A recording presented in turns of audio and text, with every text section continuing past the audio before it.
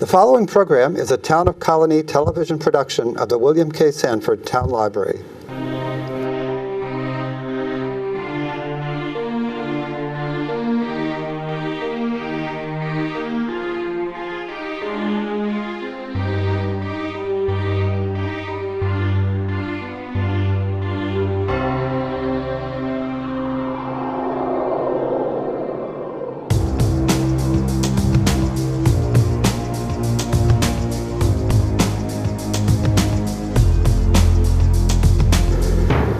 Hello, my name is Diane Conroy-Lasavita, host of Thinking Globally.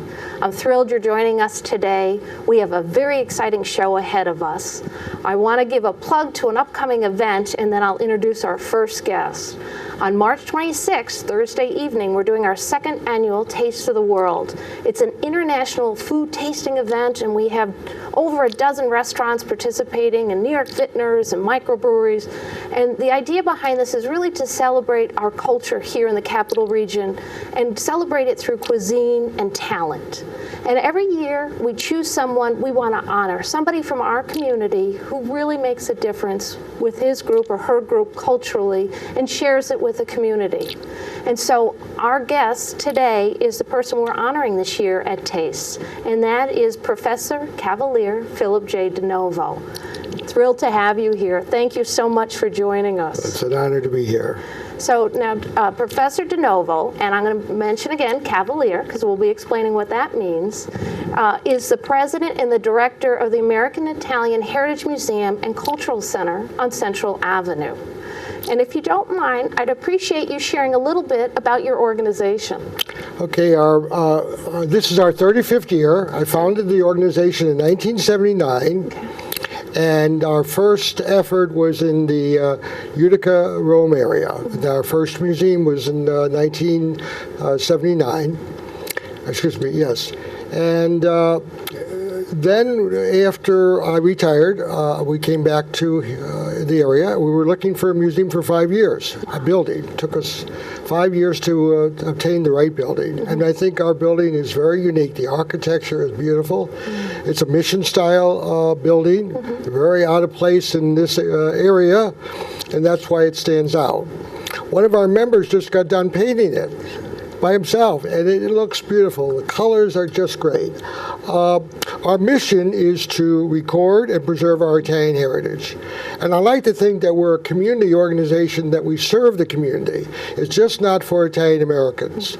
Anyone from any background can learn a great deal about the immigrant experience, and that in itself is valuable. We have a library that's a resource that can be used for research. We've recorded and preserved a lot of documents and photos and memorabilia and artifacts, which also contributes a lot to telling the story of our people in this area. And then we do a lot of community events. Many of our events are open to the public and free. And so we're having an Italian Easter baking class. And people are not Italian but know of our pastries, want to learn how to make them. So this is a great opportunity for them to come and to learn, even though they're not members. And because it's open to the public, they take advantage of that. We try to work with your international center and other groups who call. I've been on a number of TV programs talking about one feature or another about the Italian immigrant experience. The Schenectady County Historical Association has an exhibit on the Italian immigrants, all immigrants, and we helped them. So I could go on and on. You can see we don't run out of ideas. Right. I do have to say I've attended quite a few of your events, and we always have so much fun. I personally am not Italian, but I don't feel that I can't be there or shouldn't be there. You do such wonderful, your picnics on the lawn in the summer. Actually, that's how I spent my last birthday. Right. Is my husband took me there for dinner. Great. And then, are you planning on doing those again this year? Yes, we are. Yeah. I mean, that's fun. You have music and food, and I assume the weather's been cooperating for you with those events. always have to pray for the good weather because an event like that. But I think what the important thing that you just said, Diane, was people are warm and friendly. I think that's very important. I've been to events where you really don't want to come back. People really don't extend themselves. I think we have a great group of volunteers, and they make a real effort to make you feel welcome. So if you're not a member and you see an activity you want, don't feel that I won't be welcome or I won't feel comfortable. You will. Yeah, I would agree with you with that. Absolutely. I can't think of how many groups, several groups we've brought who really have nothing to do with being Italian, but it's so wonderful to show a facility, actual structure and programming around a cultural group that are so dedicated and so welcoming. And so it's very impressive for outside, visitors coming and seeing the establishment and what you've been able to do there. I think that's a great compliment from you and also the public.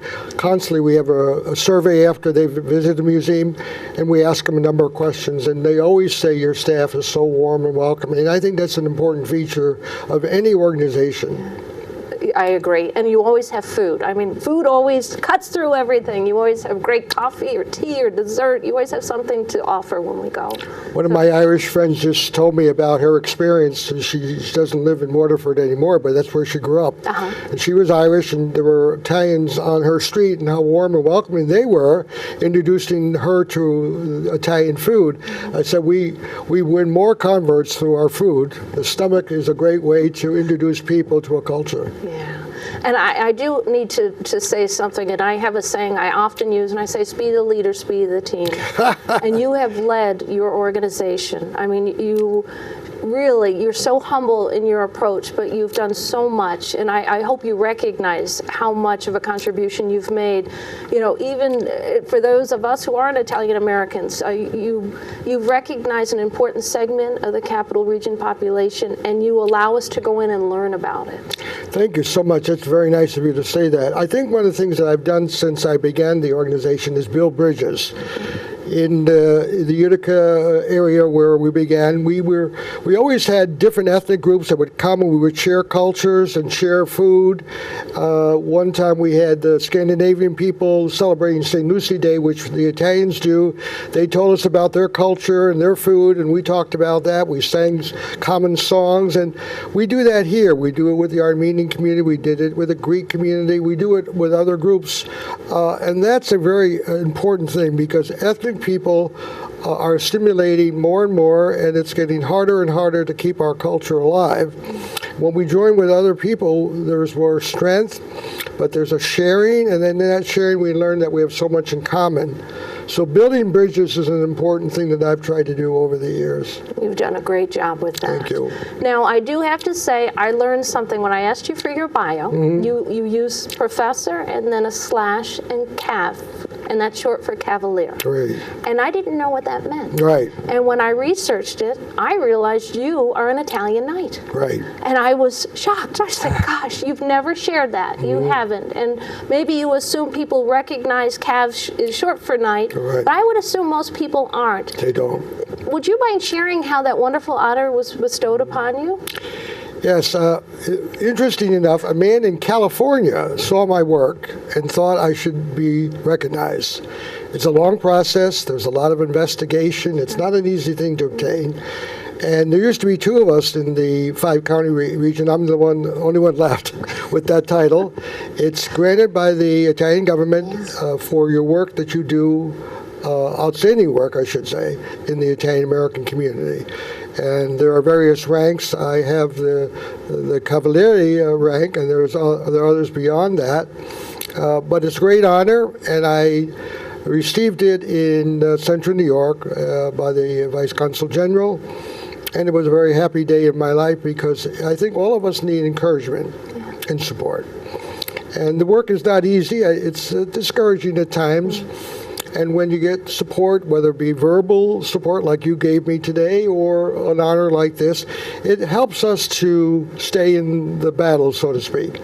So that knighthood is something that is rare, and it's a great honor. You're my first knight. I don't think I've ever met another knight before. And so when I reached out to the consulate and I said, we are honoring this gentleman for his dedication to the American Italian legacy, they were aware of you. Right. And so the Vice Consul General is coming up to Albany to help us honor you that night. And so we are thrilled that Stephen Aquenta will be joining us. And you explained to me you have met him, correct? Yes, I you know have. him, yeah. He saw our museum before we opened, you know. Okay. It was a very cold day, and he still remembers his visit. And he's also the publisher of the night. There's a magazine for those who have been knighted, and he's the editor of that as well.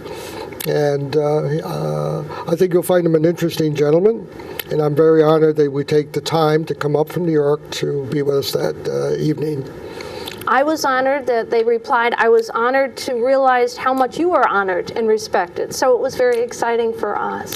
I give you a medal for your outreach because it's not easy to get these people from New York. They don't always know about our area, and by getting them up here, I think it's a good thing. Yeah, you know, it's funny. Anything past Westchester, upstate, often, especially in the colder weather, they say, I don't want to go. We have an awful lot. Somebody was kidding about small Albany. I said, I think this area has so much to offer. We do.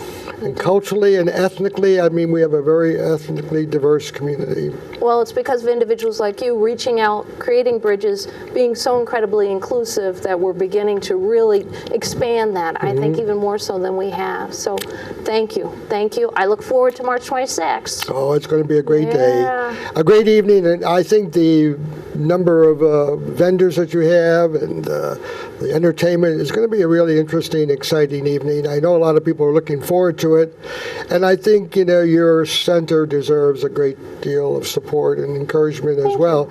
I see all the wonderful events that you have, the people that you bring, and we've had several groups. We had the group from Africa. I forget what group. I think it was Nigeria.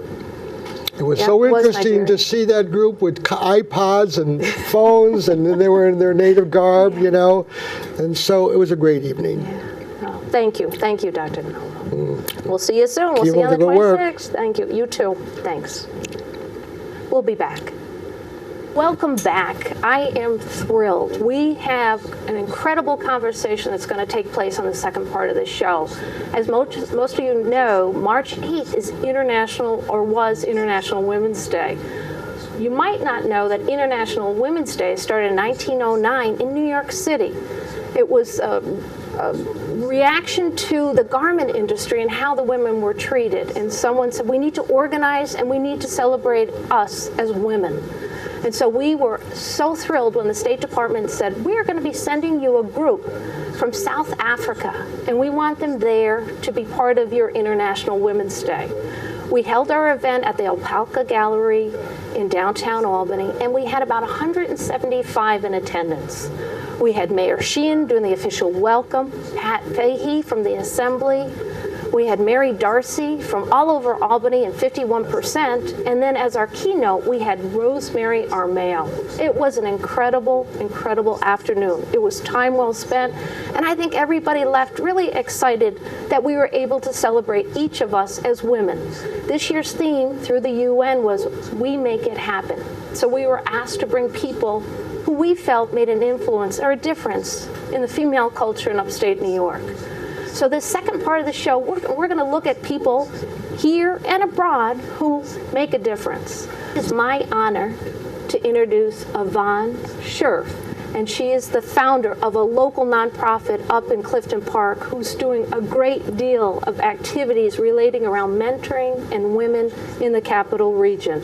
The name of the organization is I Am, I Can, and we're thrilled to have you with us here today. Our second guest today is Christina Raimondo, and Christina comes from across the Atlantic, and she is from Angola. And the other exciting thing about Christina is she is a national radio host in her country, and she does a program, 2-hour program each week on women's history, issues in history. And we have interpreter with us today, Rene Constales. And Rene's somewhat familiar with the Capital Region. He has escorted other groups here before. So welcome back, Rene. So I'd like to start. Can you tell us a little bit about your organization? When you started it, why you started it, your mission, what you're up to, and where you could use our help. Sure. Thank you for having me. Thank you. I'm very honored to be here.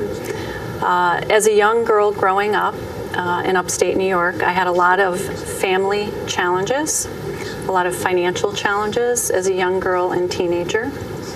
My parents divorced when I was very young. We moved around a lot from place to place, and I was the first person in my family to get a college education. Fast forward, after I got married, my son Colin, who's now a junior in college, after his father passed away, I raised him on my own from the age of 10. So I've been a single parent for many years and launched 12 years ago my business, an insurance agency, which allowed me to be able to give back to girls in our communities, and thus the launch of I Am I Can. I Am I Can is about 6 years old, and I started it because I wanted girls to feel like they had opportunities. Girls who were coming from divorced families, single parent households, who struggled, whose families struggled financially. We wanted them to feel like they could do anything they set their mind to. We began a mentoring program where we partnered teenage girls with professional female role models in their community to encourage them to stay in school, to make good decisions, healthy choices, and ultimately go on to achieve a college education. All of the students in our program to date are the first person in their families to go on to college. It's been a very rewarding experience. It's definitely a passion so that girls can get an education and go on to be amazing, talented women. That's incredible. Thank you. Was there an incident? Was there something that happened? You said, I need to do this? Or was it a reflection upon your own upbringing? A lot of it had to do with my own childhood, but I think where it really hit home was my son being in high school. I was a very involved parent, raising him. And he would bring friends home, students home, girls and boys, who just wanted someone to listen, someone to talk to. And these were kids who had so much potential and who were lost, felt invisible. They weren't being heard. They felt helpless and hopeless, that their situation would not change, that they would not be able to go on and achieve an education and do good things. And I was there to listen. And it was both boys and girls, but because I am a female business owner, a female entrepreneur, it made sense to work with female students. And it's been a fabulous experience. We have 9 girls who have graduated from the program and who are in college.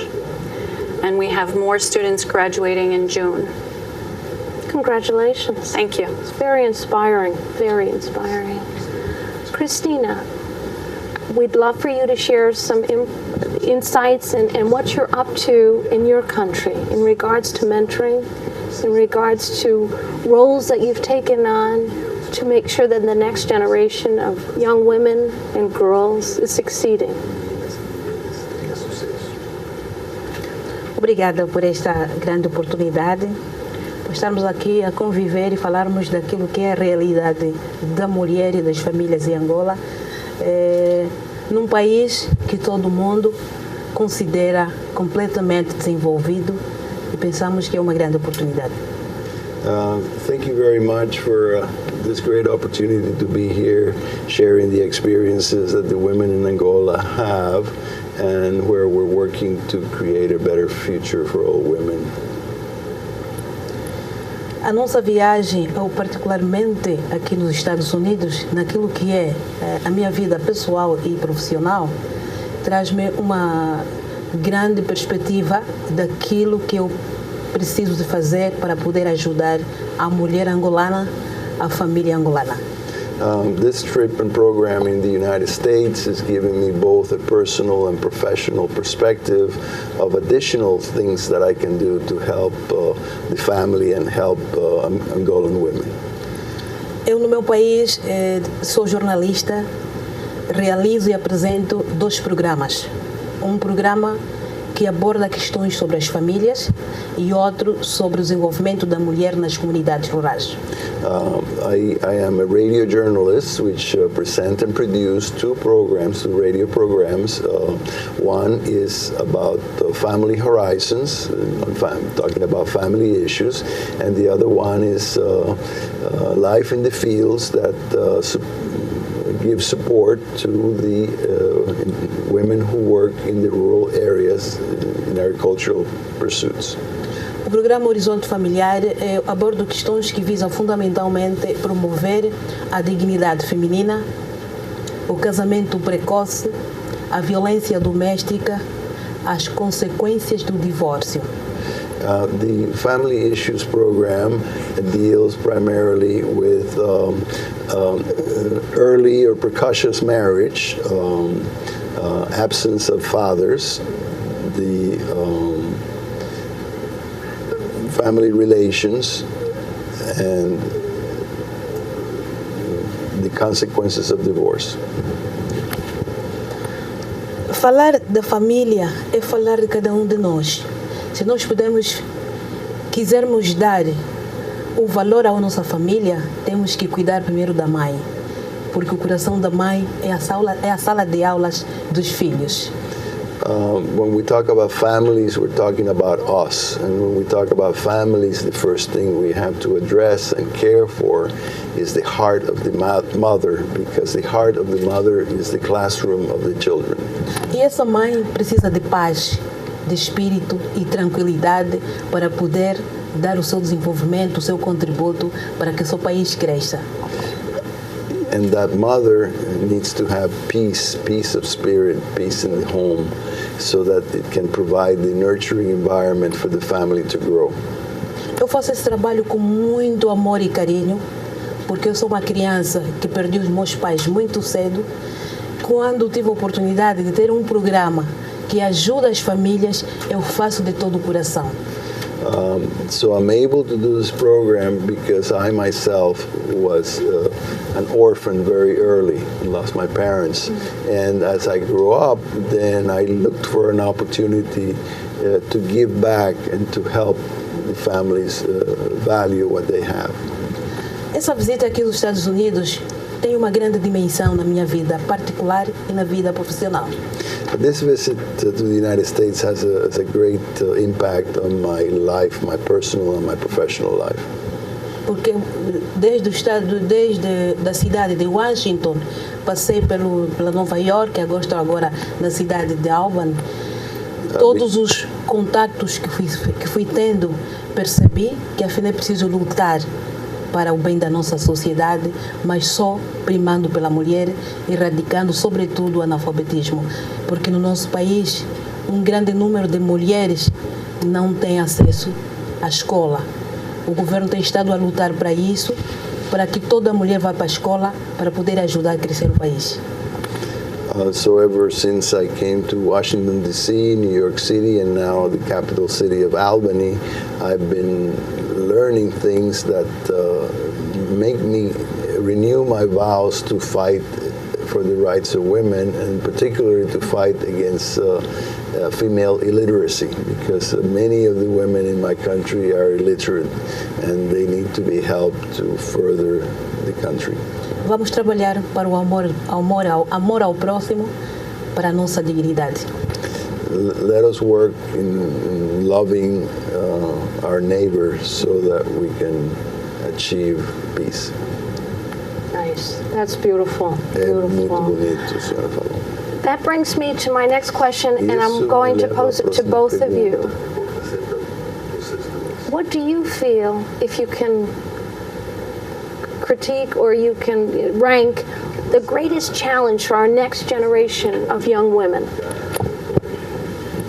So if you look at the perspective of Clifton Park, New York, or upstate New York, or the United States, what do you feel, not our generation, but the ones younger than us, what will be their greatest challenge? I think as women, there's always a challenge to be recognized as equal. Although there have been strides with that over the years, it's still very much a challenge. That we are beautiful, intelligent, we have value. I think that crosses countries, crosses industry,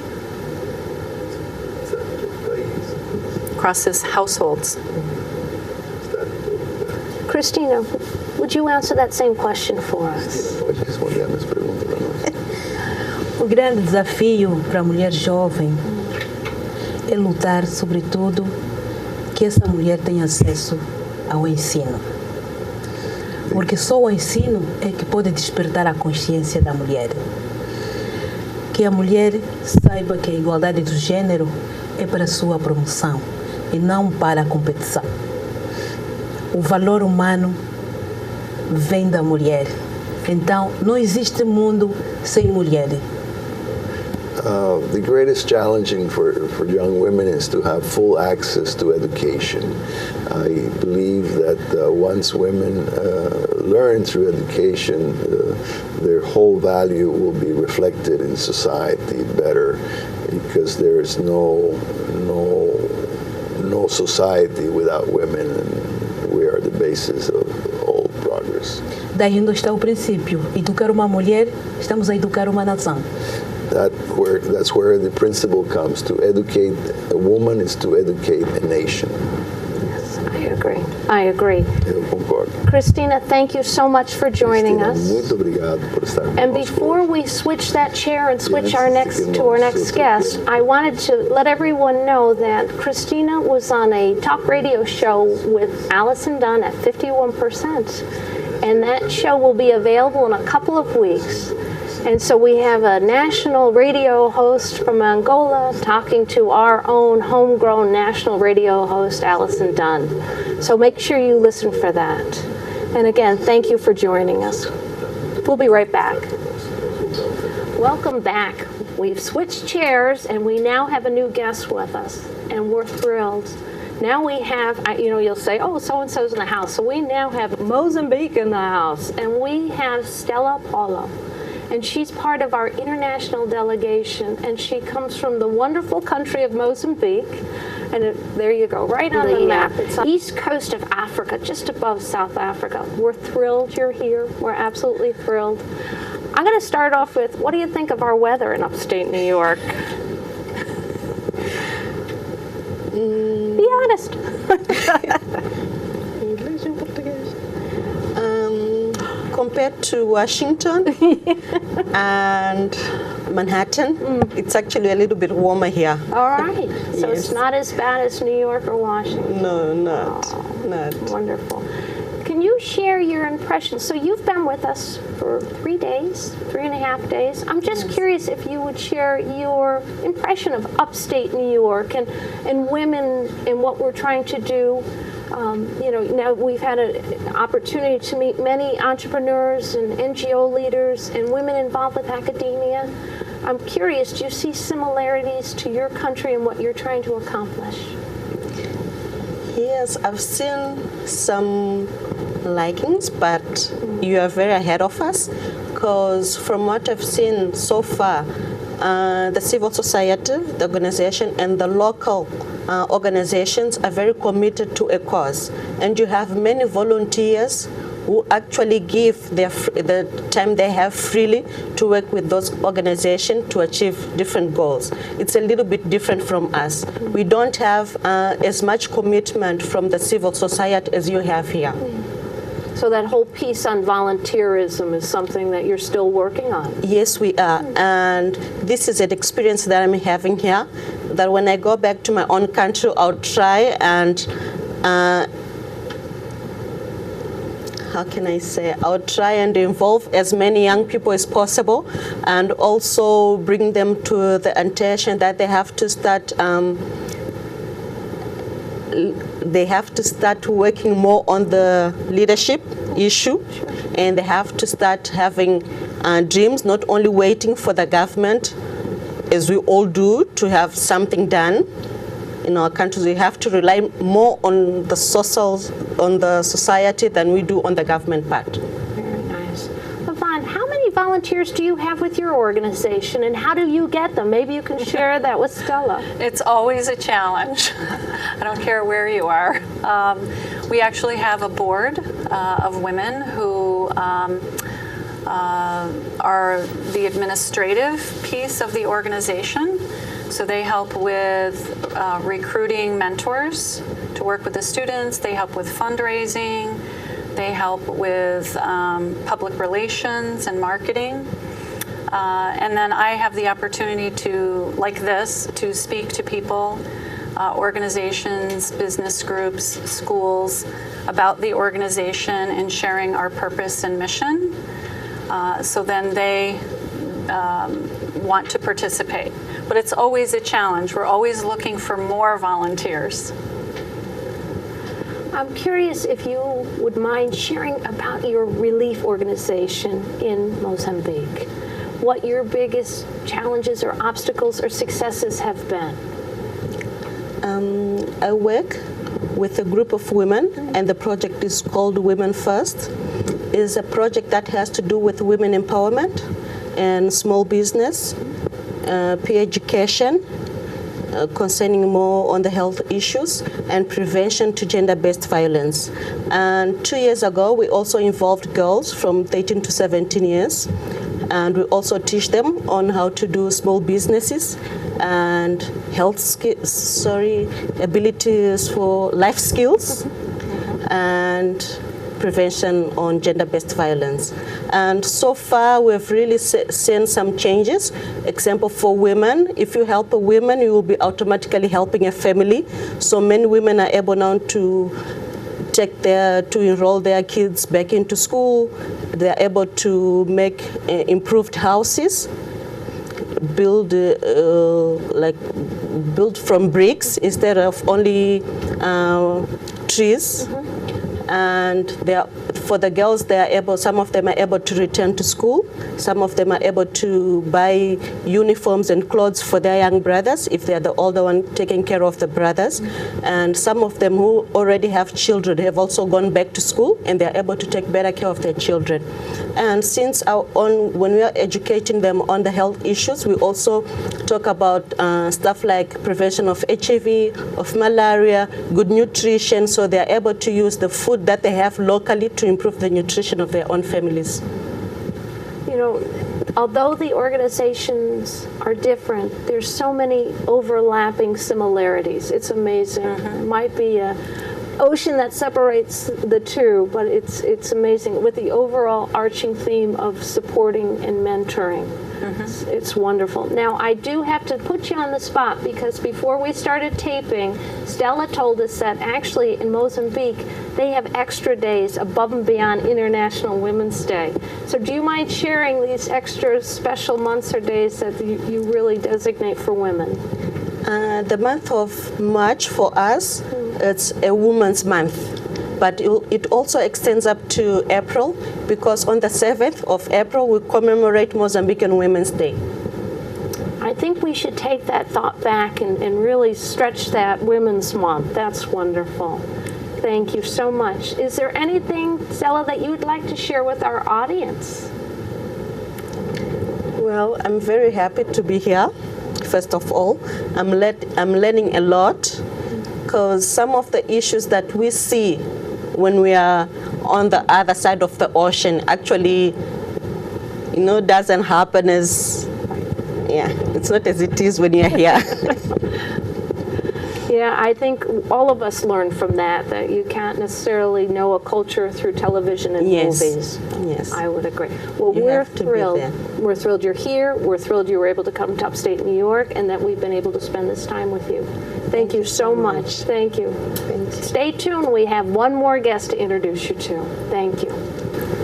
Last but not least, I'm very thrilled to introduce you to our last guest. Maria Gongo is also from Angola. and she is a program coordinator with maybe an organization you might be familiar with. It's an affiliate of the YWCA. Maria, we're thrilled to have you here today. Now, we had the opportunity to visit the Troy YWCA, tour the facility, meet with their new executive director, Daquita Jones, and really have an opportunity to see what tremendous service they provide to that community. I'm curious, in touring that facility, did you see many similarities to what you're currently experiencing in your country? Fácil no seu país. Em primeiro lugar, muito obrigado por estar aqui. First of all, thank you very much for being here. É claro, não é só com a YWCA daqui dos Estados Unidos que temos trabalho similar, mas também com as outras organizações na qual eu visitei, na qual eu tive contato. Por exemplo, a organização que nós somos hoje das mulheres, não é, no Instituto do CIEN, também tem trabalho similar daquilo que é o trabalho que a YWCA da Angola faz. Yes, there were many similarities, and also, why not with the Women's Center in Siena College that we visited today? They have many similar programs and similar objectives. Por exemplo, na questão de violência baseada no gênero, nós também trabalhamos nesta temática de violência baseada no gênero e vimos também praticamente em todas as organizações na qual eu tive contato, a partir de Washington, em Nova York City e também aqui em Alban, também trabalham na questão de violência. And our organization is working against gender-based violence, and almost every organization that we've visited since we've been here, since Washington, D.C., has been dealing against gender-based violence.